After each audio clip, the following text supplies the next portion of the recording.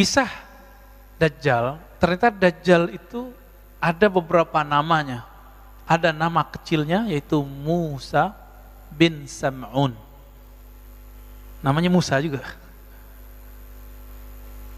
Ada gelarnya Samiri, karena dari negeri namanya Samara. Ini Samara yang mana? Ini juga kita bingung. Samara yang di Yerusalem, adakah di sana Samara, atau yang dari daerah Irak? Ya, wallahu a'lam. Nah, ayahnya Musa bin Sam'un itu Sam'un. Ini beda dengan Samson Pak ya, jangan dicocok logiin.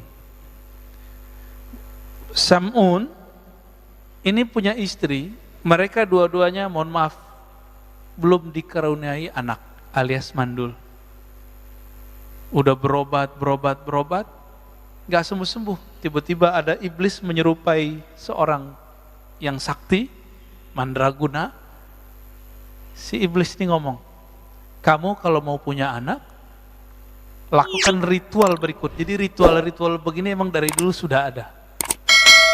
Lakukan, mohon maaf ya, hubungan suami istri di kuil setan. Ada kuil setan Pak di Samara itu.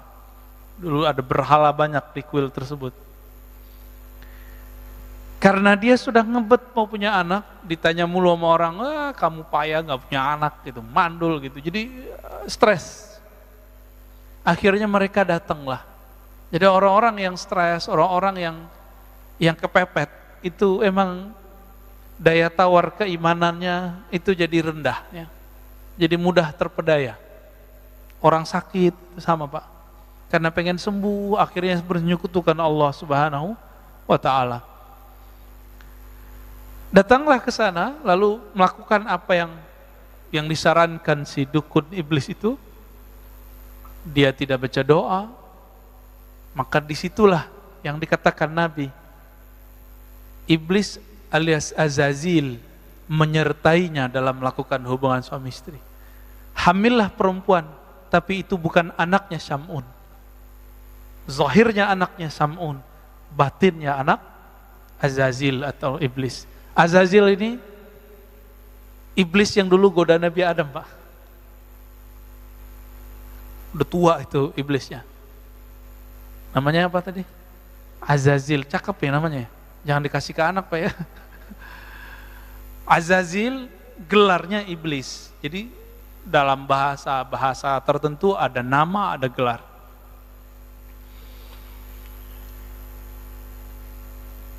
Lahirlah si anak, dikasih namalah Musa. Musa itu artinya anak air. Begitulah lebih kurang. Kalau orang-orang Ibrani, bahasa Ibrani menyebutnya Musa. Sya. Ya. Musa bin Sam'un.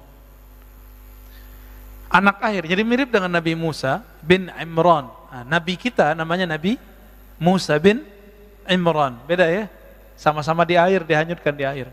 Bedanya Musa bin Sam'un ini, negeri Samara itu mengalami bencana banjir.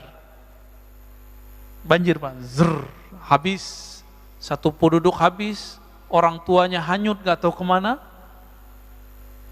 Musa bin Sam'un waktu itu umurnya masih setahun atau 2 tahun, diutuslah oleh Allah Jibril alaihissalam untuk membawa anak ini ke suatu pulau. Begitu riwayatnya. Dibawalah ke suatu pulau. Nah, ini diabadikan dalam ayat Al-Quran ya. Dalam Al-Quran surat Al-A'raf, surat Toha ya. Di ayat berapa ini ya? 96 kali ya. 96 apa 97.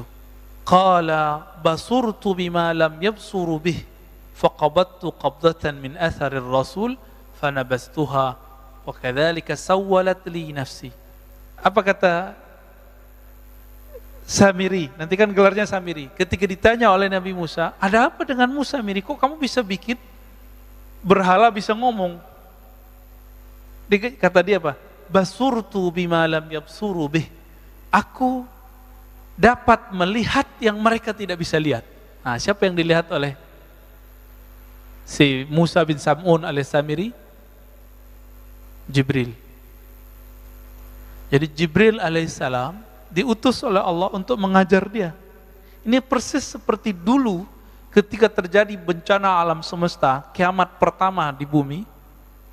Hancurlah itu karena kelompok jin Banul Jan, itu mereka menghancurkan bumi, Pak. Melakukan kerusakan, membunuh. Dulu jin itu, jin Banul Jan namanya, itu kelompok yang lebih tua dari iblis sekarang ini. Itu mereka di bumi bertubuh fisik, Pak, ada jasadnya. Melakukan kerusakan di muka bumi, maka Allah kiamatkan bumi. Kiamatnya kiamat kecil. Maka larilah mereka ke pohon-pohon, ke gunung-gunung, begitu di hadis riwayat Imam Al-Hakim. Larilah ke laut, larilah ke sungai, larilah ke gunung-gunung, larilah kalau yang bisa bersayap, lari ke awan. Bumi hancur, ya. Di saat itu terjadi banjir bandang juga di muka bumi.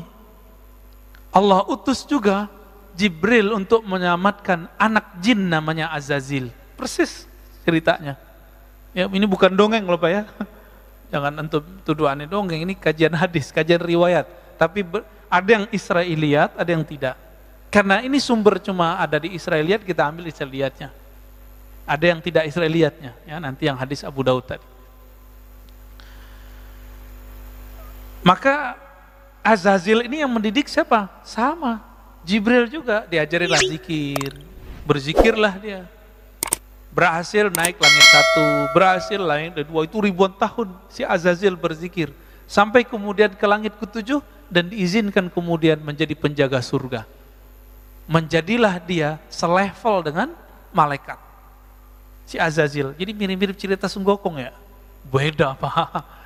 Ya, cuma kalau ada mirip-mirip barangkali dulu emang ajaran-ajaran yang ada di China itu emang inspirasinya dari sini juga. Ya. Diizinkanlah Azazil memimpin ibadah ahli surga. Di belakangnya malaikat, dia di depan. Tinggi nggak tuh posisinya? Nah itu si Azazil yang dia kemudian punya anak-anak jasad namanya Musa atau alias Samiri, gelarnya Dajjal. Itu dia. Jadi orang itu ada nasab jasad, ada nasab batin. Ini nasab batinnya dia. Maka kalau menikah harus baca ya, belajar tuh doanya biar nanti nggak kerasukan. Kerasukan tuh nggak mesti kesurupan ya. Kerasukan setan ketika kita bersyahwat tapi tidak dengan nama Allah Subhanahu wa ta'ala.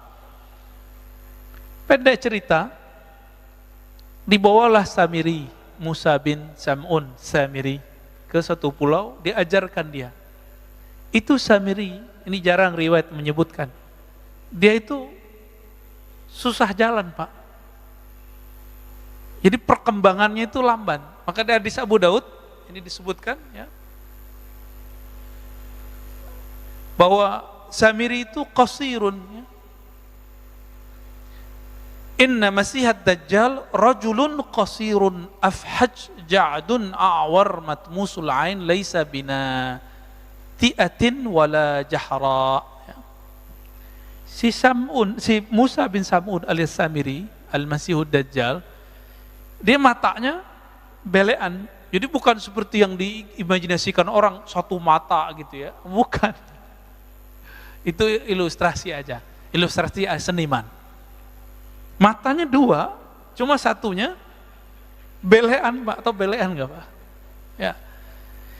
Dia itu sampai berapa tahun gak bisa jalan, tapi tetap diajarin oleh Jibril, diajarin zikir. Nah, matanya tuh belean dua-duanya. Ketika umurnya 7 atau 10 tahun, itu matanya satu kebuka, satu bagian kiri.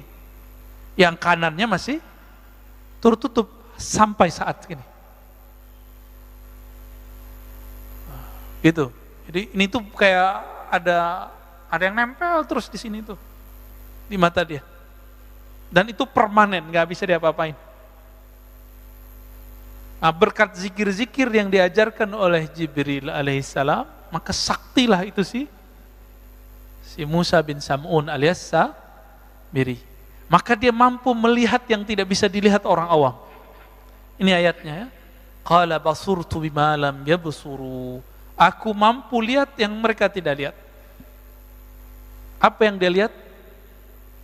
Dalam tafsir Ibnu Katsir, kemudian di Bidayah wa Nihayah dikatakan ra'aitu Jibril. Aku melihat malaikat Jibril. Ini dalilnya nih. Dan ini bukan cocok logi Pak, emang begitu. Di pulau itu kemudian dia menjadi dewasa, tapi seperti yang dikatakan tadi, jangan dibayangkan Dajjal itu gede badannya. Enggak, tapi dia keker Pak. Rajulun qasirun. Laki-laki yang pendek. Pendek dia. Cebol kali ya orang nyebutnya. Apa sih istilahnya, saya nggak ngerti deh. Ya. Afhaj ja'ad ya. Jadi jidatnya itu kecil ya. Jidatnya itu. Awar matanya satu. Ya, belean itu ya. Matmusul ain laisa bina'in. Ini tanda kalau dia ini bukan Tuhan. Nanti kan dia ngaku Tuhan Pak. Urusan mata aja dia nggak bisa urus, masa dia ngaku Tuhan. Ya. Lalu kemudian karena kesaktiannya itu dengan nama-nama Allah yang Allah kasih. Jadi Jibril itu memberikan ajaran, harapannya si Samiri ini bisa menjadi hamba Allah. Tapi ternyata nggak berhasil. Di pulau itu siapa yang lewat dia bunuh, ada binatang dia bunuh, memang sadis. Siapa yang ganggu dia dibunuh, siapa yang nasihatin dia dibunuh. Cuma Jibril doang yang nggak berani dia lawan. Maka berhasillah dia kemudian dengan kesaktian-kesaktian itu, mungkin lewat perahu segala macam, sampailah dia di daratan. Ya. Pada masa Nabi Musa, dia datang ke negeri yang dimana Bani Israel datang ke sana. Ketika Nabi Musa alaihi salatu wassalam pergi berkhalwat ke Goa Tursina 40 hari ya. Ingat-ingat nih 40 hari. Dalam masa 40 hari itu Samiri sanggup menyesatkan semua Bani Israel kecuali cuma beberapa orang. Yang dititipkan waktu itu siapa? Nabi Harun. Nabi Harun sanggup nggak? Enggak. Maka dalam surah Al-A'raf dari ayat 148, 154, Toha 83 sampai 98 itu diceritakan bagaimana Nabi Harun diancam untuk dibunuh. Kamu macam-macam bunuh gitu.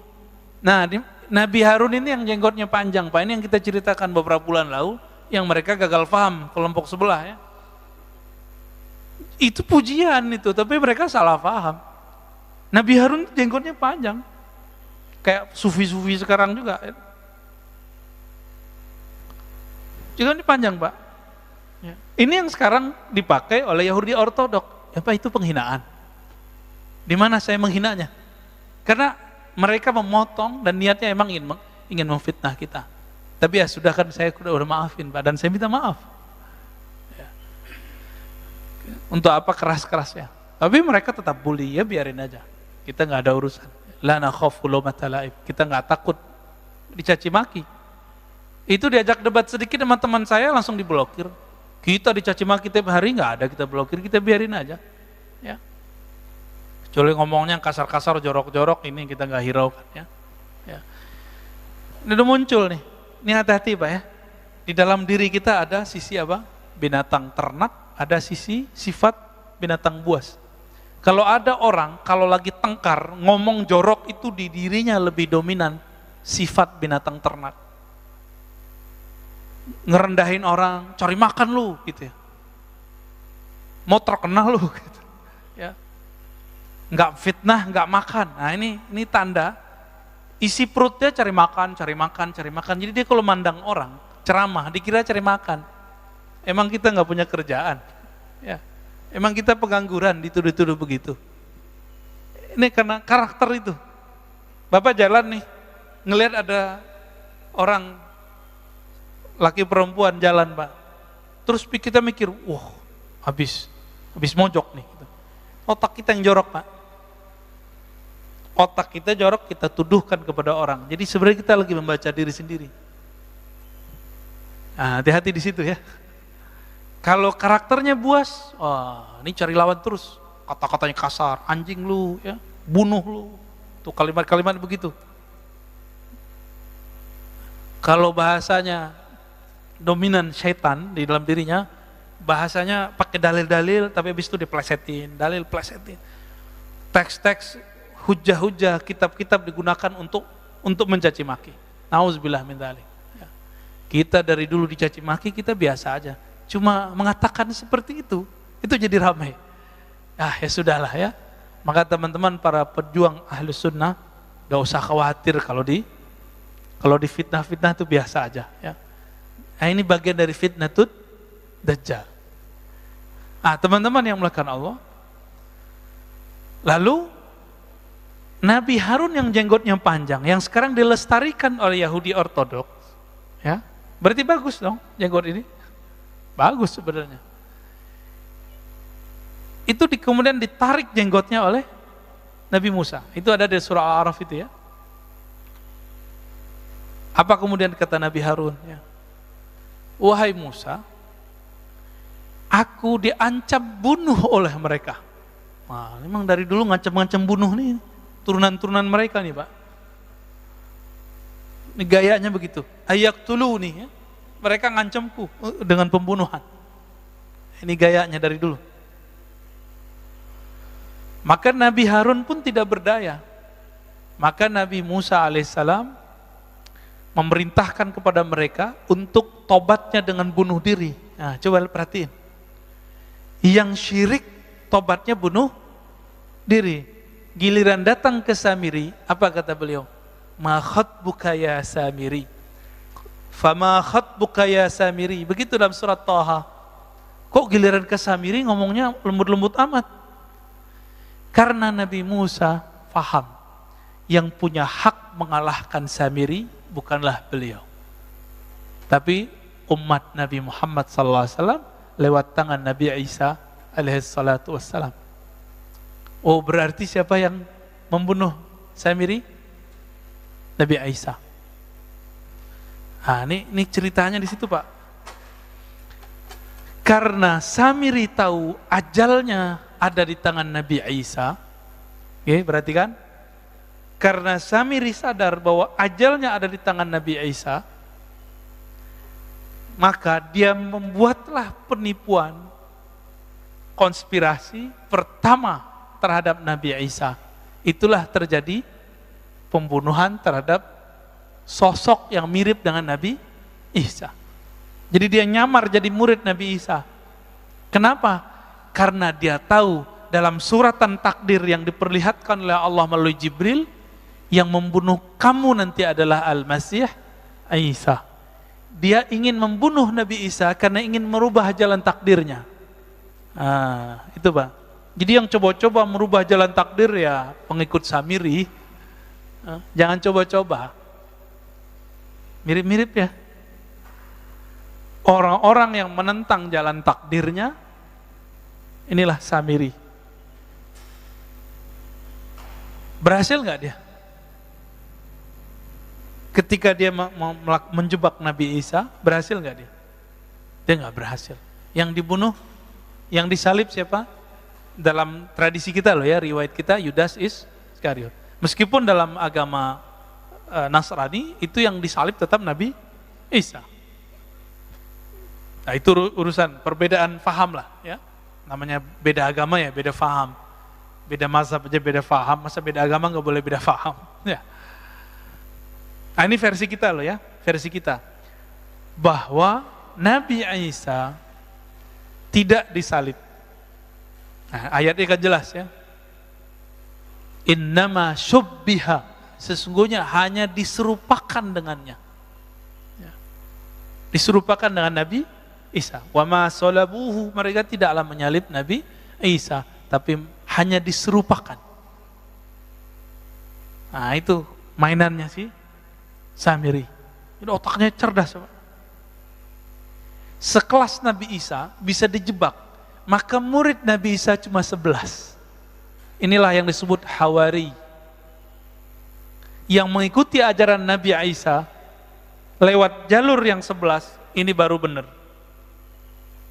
Sampai datang Nabi Muhammad sallallahu alaihi wasallam. Di luar jalur itu bukan ajaran Nabi Isa. Ya. Nabi Isa tidak pernah mengajarkan untuk menyembah dirinya. Dia menyembah Allah Subhanahu wa taala. Itu bisa kita buktikan di kitab-kitab terdahulu dan kitab-kitab yang diturunkan kepada kita. Nabi Isa mengajarkan la ilaha illallah. Kita bisa cek ya. Kitab terdahulu yang berbahasa Arab tulisannya la ilaha illallah. Nabi Isa disunat nggak Pak? Nabi Isa disunat. Apalagi Nabi Isa sholat. Nabi Isa mirip sekali yang diajarkan Nabi Muhammad sallallahu alaihi wasallam. Tidak berhasil membunuh Nabi Isa kemudian diangkat wa rafi'uka ilai. Meskipun ada penafsiran Nabi Isa sudah diwafatkan, inni mutawaffika wa rafi'uka ilayya. Di sini kata kuncinya bahwa mutawaffi, wafat dalam bahasa Arab ada artinya tertidur, ada artinya disempurnakan, ada artinya kematian.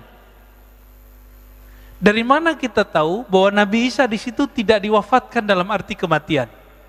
Karena ada lafaz setelahnya wa rafi'uka ilayya. Sesungguhnya aku mewafatkan engkau hai Isa dan mengangkat engkau kepadaku. Itulah yang ditemui oleh Sayyidina Muhammad sallallahu alaihi wasallam di langit. Waktu Isra Mi'raj, benar. Ketemu ya? Waktu sholat di Masjidil Aqsa itu beliau juga hadir. Ketika naik ke langit, ketemu lagi Nabi Isa alaihi salatu wassalam. Jadi benar gak Allah ada di langit? Adanya para nabi pada di langit Pak. Lihat hadis Mi'raj dalam Sahih Bukhari ada 5 riwayat berbeda-beda versi. Tidak ada satupun yang menyebutkan bahwa Allah di langit. Yang ada adalah ruh-ruh para nabi, orang-orang suci ada di langit. Yang ngaku-ngaku nyantri di langit, ketemu gak sama Nabi? Kalau enggak jangan ngaku ya. Kan ada nih orang ngaku, saya nyantri belasan tahun di langit. Ya, tinggal kita cek aja. Ketemu gak sama Nabi Isa, Nabi Idris? Karena syaitan gak bisa menyerupakan diri dengan para nabi. Karena dalam diri para nabi itu ada nur kenabian, nur Muhammad sallallahu alaihi wasallam. Teman-teman yang melakukan Allah, lalu apa yang terjadi pada Dajjal ini, Samiri ini?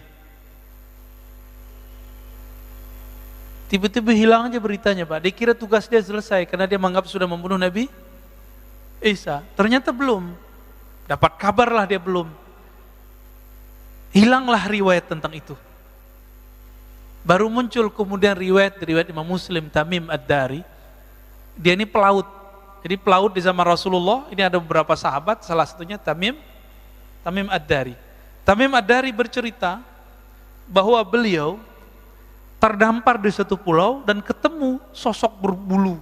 Nah, maksudnya pendek, berbulu, keker gitu. Dan dia sedang dirantai. Ada makhluk namanya Jasasa yang membawa dia. Jasasa ini binatang melata yang kemudian ngajak dia ketemu. Dilaporkanlah pengalaman itu kepada Nabi dan Nabi membenarkan itulah si Dajjal. Dan di riwayat-riwayat yang lain memang sahabat-sahabat tertentu dikirim oleh Rasulullah ke pulau tersebut. Cuma riwayatnya tidak sampai derajat sahih ya. Jadi sahabat-sahabat yang diutus melihat itu.